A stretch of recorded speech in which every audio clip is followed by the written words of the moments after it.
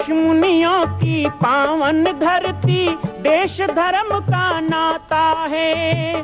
कहते सारे लोग यही हैं, गो हमारी माता है। जाग उठो ओ भारतवासी, जाग उठो ओ भारतवासी, गो पर छुरियां चलती हैं। बंद करो गो माँ की हत्या, सारी जनता कहती है। बंद करो गो माँ की हत्या, सारी जनता कहती है।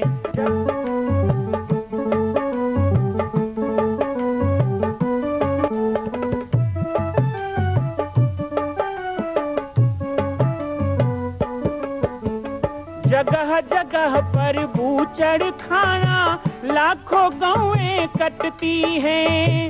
किसे सुनाए व्यथा हमारी, नैना नीर बहाती हैं।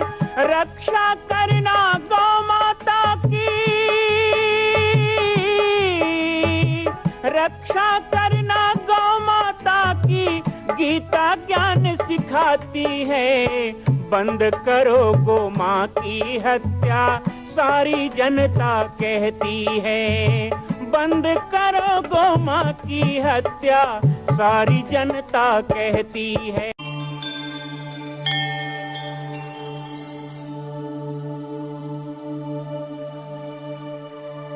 किसी जीव की हिंसा करना हत्या है, किसी जीव को हत्या के लिए पालना हिंसा है, हत्या का व्यापार करना हिंसा है, हत्या करने वालों के साथ संबंध रखना हिंसा है। और इतना ही नहीं, यदि हत्या होती है, आप हत्या को देखते हो और उस हिंसा के विरुद्ध में आवाज तक नहीं उठाते, तो तुम भी हिंसा कर रहे हो। कहा गया मनसारेव बुद्धिश्चेतना हिंसा, तुम्हारे मन के द्वारा किए जाने वाले अपराध कर्म को भी हिंसा की श्रेणी में गिना गया। 8 प्रकार की हिंसा है। और 7वीं 8वीं हिंसा में तो कहते हैं, जिस राजा के राज्य में हिंसा हो वो राजा को भी कमीशन जाता है, हाँ? उसको भी कमीशन मिलता है।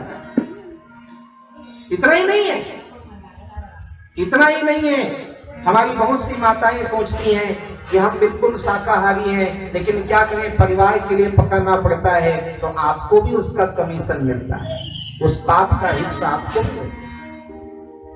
तो जिस तरह गहना कर्मणो गति भगवान कृष्ण ने गीता में कहा, वैसे ही हिंसा भी बहुत गहन है। इसको सोचना, समझना, विचार करना, प्रयास करना, कोशिश करना, संकल्प लेना, क्योंकि संकल्प ही तो भगवान का रूप है। यहाँ माँ भगवती आई है, आप बताओ स्थापना की है, क्या चीज का स्थापना की है, कैसे स्थापना की हो? तो सबसे पहले जब माता दुर्गा यहाँ बैठने आई ना, तो ब्राह्मण ने आपसे संकल्प करवाया था। हाथ में दूबी दिया, चावल दिया, है ना, फूल दिया, थोड़ा पानी डाला। क्षिति जल पावक गगन समीर, धरती, वायु, आकाश, अग्नि और जल। ये जो दूबी धरती का प्रतीक है, चावल आकाश का प्रतीक है, जल तो है ही, अग्नि का प्रतीक है, पुष्प, लाल पुष्प देते हैं माता के पूजा में। 5 प्रकृति के प्रतीकात्मक प्रतिनिधि आपके हाथ में रखा जाता है, और ये 5 प्रकृति अर्थात तुम्हारे माँ बाप। सबसे कठिन कसम होता है माँ बाप की कसम खाना, बहुत मुश्किल वही खाते हैं। आजकल अलग बात है, बात बात में माँ कसम करते रहते हैं, ये तो झूठे लोग खाते हैं। ये गौ कसम माँ कसम जिसके मुंह से निकलता है ना, जरूर वो आदमी झूठा है, पक्का बता रहा। आपके मुंह से निकलता है तो सोच लेना, दिन भर में कितनी बार झूठ बोलते होगे, तभी तुम अपने माँ बाप या गौ माता की कसम खाते हो। लेकिन ये जो 5 प्रकृति हाथों में देके, ये हमारे जो शरीर को निर्माण करने वाला 5 प्रकृति है, वो हाथों में दिया, संकल्प दिया, ओम विष्णु विष्णु श्वेत वराह कल्पे, है ना, ये मनवंतरे अमुक तिथौयाम अमुक पक्षे अमुक वारवासरो अमुक यजमानो अमुक गोत्रस्तम्नो सपत्निकाः। संकल्प लो। ये जो संकल्प होता है ना, वही माता की प्रतिष्ठा है। वो संकल्प होने से माता प्रतिष्ठित हो जाती है। तो जब संकल्प ही भगवान है, तो माता यहां आई है, किस रूप में आई है? यहां विराजमान है माता, किस रूप में विराजमान है? आप किस रूप में देखना चाहते हो?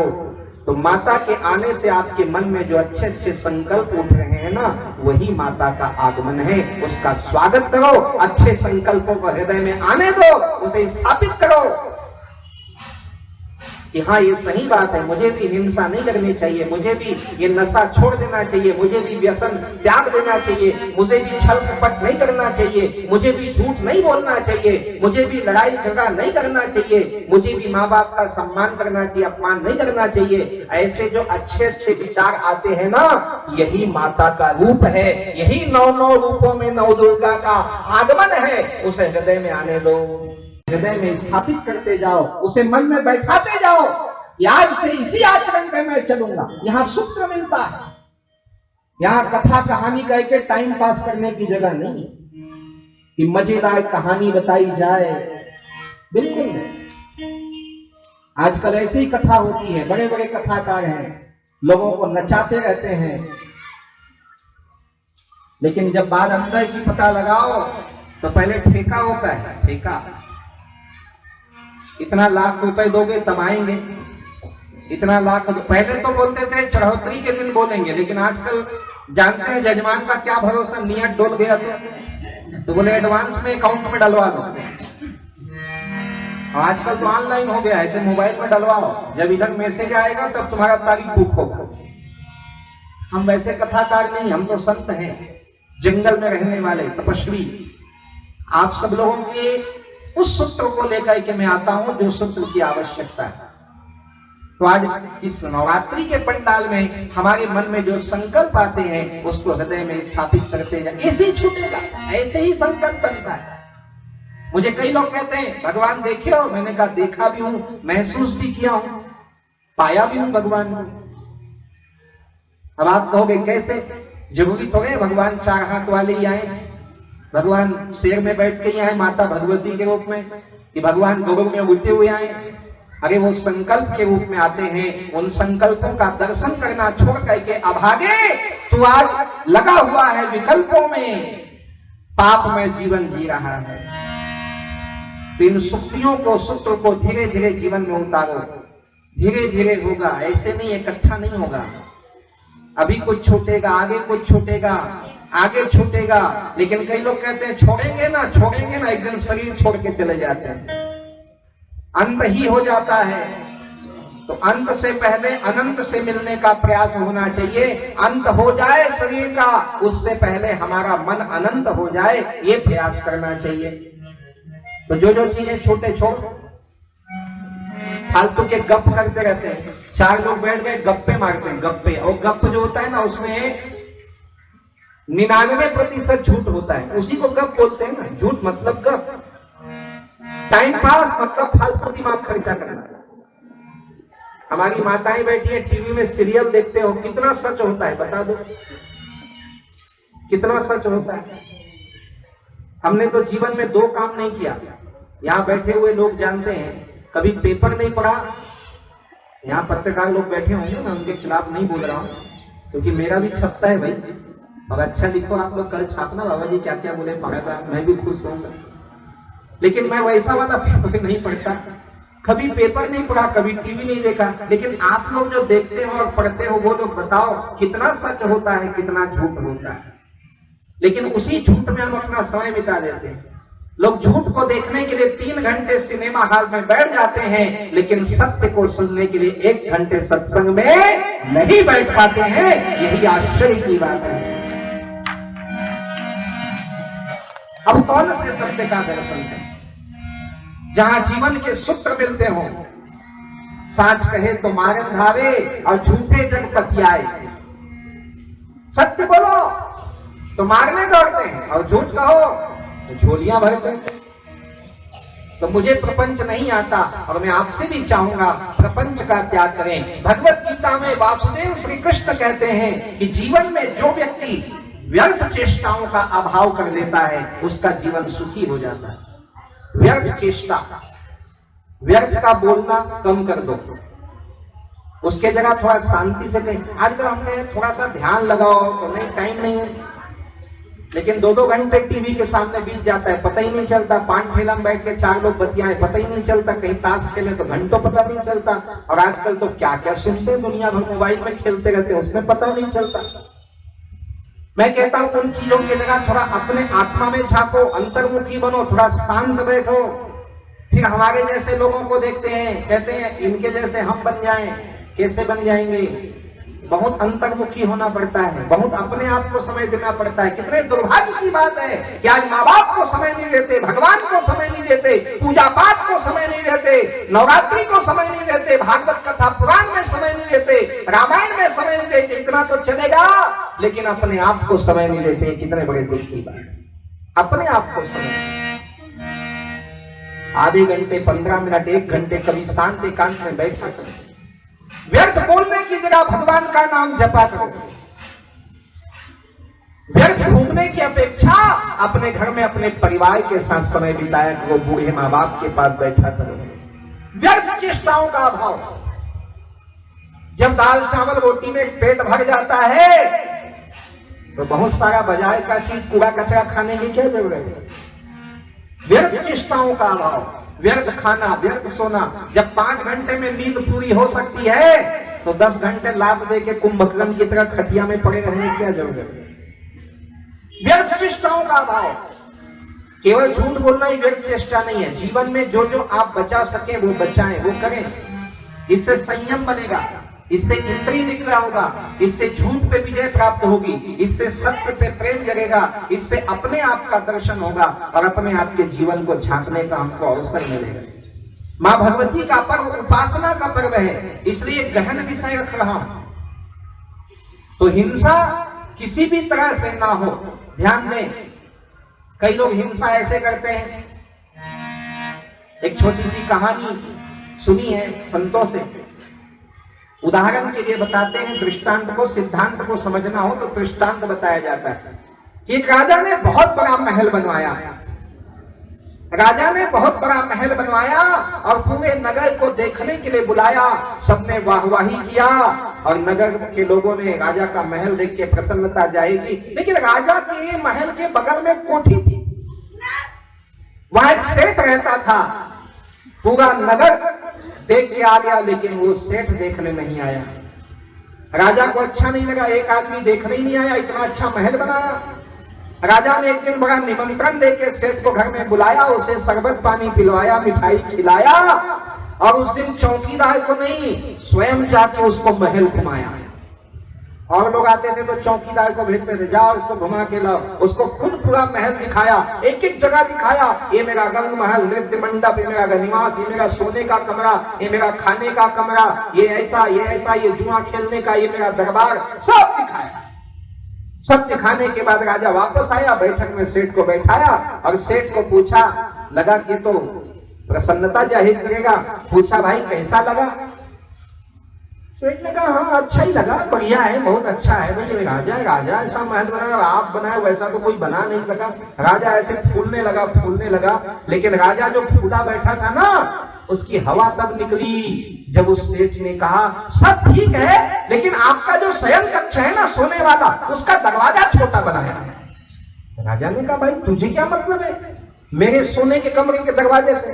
नहीं, मैं सोच रहा हूं कि आप मरोगे ना तो आपको कैसे निकालेंगे बाहर? कांटो तो खून नहीं, राजा का दिमाग सनक गए।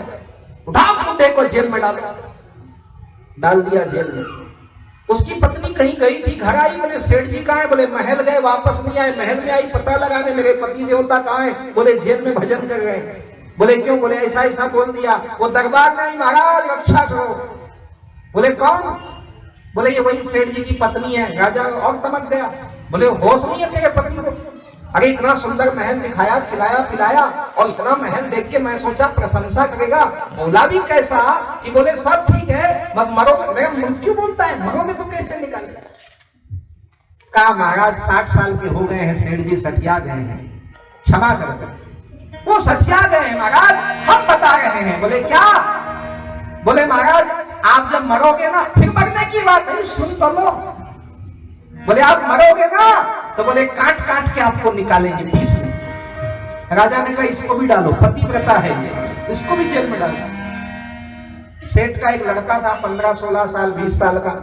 वो आया, बोले माँ बाप कहाँ है? बोले जेल में। मैं आया, बोले महाराज मेरे माँ बाप को क्यों डाला? बोले तेरा बाप बोलता है मरूंगा तो कैसे निकालेंगे, तेरी माँ तो टंगिया लेके आई थी, कहते काट काट के निकालेंगे, इनको मेरा मरना दिखता है, जिंदा राजा को मार गए।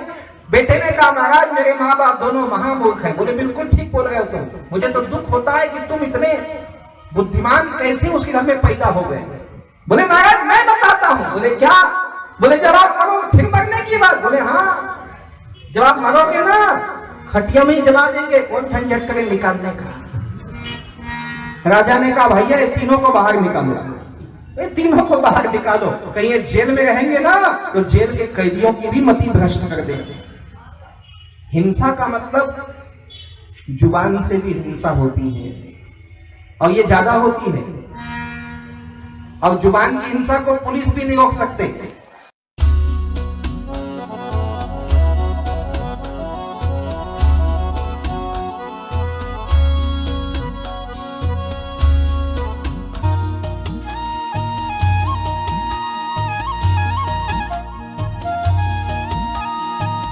भारत माता की, गौ माता की, पाटेश्वर धाम की, शिवाज योगी बाबा की। बहुत बहुत स्वागत है बाबा जी की पाती कार्यक्रम में आप सभी का। जैसा कि अभी आप झलकियों में देख रहे हैं और दर्शन कर रहे हैं कि पाटेश्वर धाम परिक्रमा पद यात्रा जो कि प्रारंभ हो चुकी है, और हम अभी क्रमशः भाटापारा, बड़े जुंगेरा, लोहार टोला होते हुए कोड़ेकसा पहुंचे हैं। कोड़ेकसा के बाद अब यात्रा अरमा गोंदी पहुंचेगी। यात्रा हर वर्ष निकलती है और हर वर्ष ये 10 वर्षों से यात्रा, जिस तरह वृंदावन में गोवर्धन की परिक्रमा की जाती है, जैसे चित्रकूट में हम जाएं तो वहां पर कामतगिरी की परिक्रमा होती है, उसी तरह छत्तीसगढ़ में प्रथम तीर्थ परिक्रमा के रूप में सर्वसिद्ध शक्तिपीठ श्री जामड़ी पाटेश्वर धाम पर्वत की परिक्रमा का आयोजन होता है। आप सभी लोगों को मैं आमंत्रण भी देता हूं कि इस वर्ष आप नहीं आ पाए हैं तो अगले वर्ष ध्यान रखिएगा, अपने भजन मंडली के साथ, कीर्तन मंडली के साथ शरद पूर्णिमा के पहली रात्रि आश्रम आ जाएं। दूसरे दिन शरद पूर्णिमा को सुबह यात्रा निकलती है और शरद पूर्णिमा के दिन ही रात्रि में हम जब वापस पहुंचते हैं तो आश्रम में बहुत सुंदर भजन कीर्तन का कार्यक्रम होता है, जगराता, जागरण, झांकियां होती है और उसके बाद खीर खिचड़ी महाप्रसादी का वितरण होता है। आज बाबा जी की पाती के माध्यम से आपको मैं ये पूरे दृश्य दिखा ही रहा हूँ। बाकी YouTube चैनल पर यह कार्यक्रम लाइव भी दिखाया जा रहा है, जिसका घर बैठे आप लोग लाभ लें। आप सभी को पाटेश्वर धाम परिक्रमा पदयात्रा की पूरी टीम के तरफ से बहुत बहुत स्वागत और आप सभी का बहुत बहुत साधुवाद। एक बार हम आपको पूरा दृश्य दिखाते हैं, आपको रथ भी दिखाते हैं और साथ ही साथ भक्तों की पूरी जो टीम है और भजन कीर्तन भी आपको दिखाते हैं। जय सिया राम, जय गो माता, जय गोपाल। बोलिए पाटेश्वर बाबा की, सनातन धर्म की जय। जय श्री से हर हर महादेव। रघुपति राघव राजा हो राम,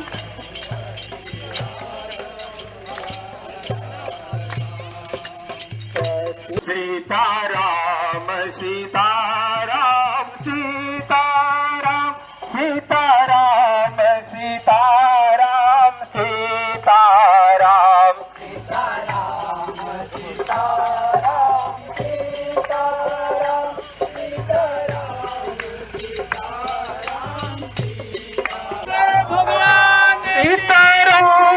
सीताराम सीताराम सीताराम सीताराम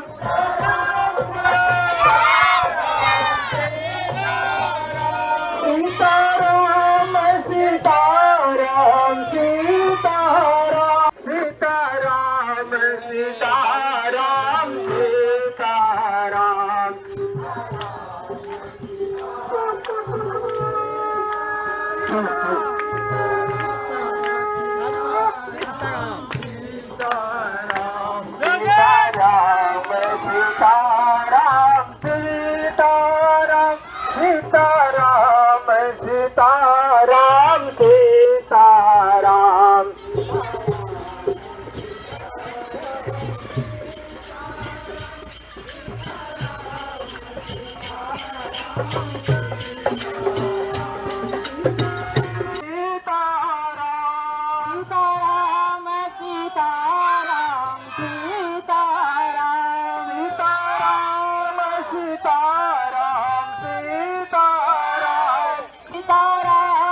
सीताराम सीताराम सीताराम सीताराम सीताराम सीताराम सीताराम सीताराम सीताराम सीताराम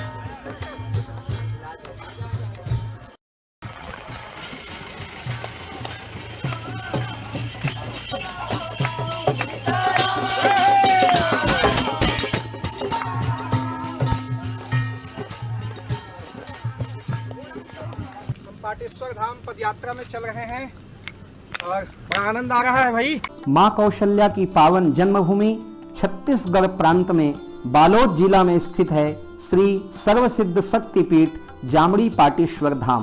परम पूज्य सद्गुरुदेव राजयोगी बाबा जी की तपस्थली श्री पाटेश्वर धाम और विश्व के अद्वितीय मां कौशल्या जन्मभूमि मंदिर निर्माण का दर्शन करने और इसी प्रकार समसामयिक विषयों पर अपना ज्ञान वर्धन करने के लिए और 10,000 गायों के लिए बनने वाले श्री हनुमान नंदीशाला गो अभ्यारण्य का समाचार प्राप्त करने के लिए आप सभी देखते रहें YouTube चैनल पर राम बालक दास, और हमारे चैनल को आप सभी सब्सक्राइब करें, घंटी का बटन दबाएं ताकि आप सूचनाओं से जुड़े रह सकें। जय श्री राम, जय गौ माता, जय गोपाल।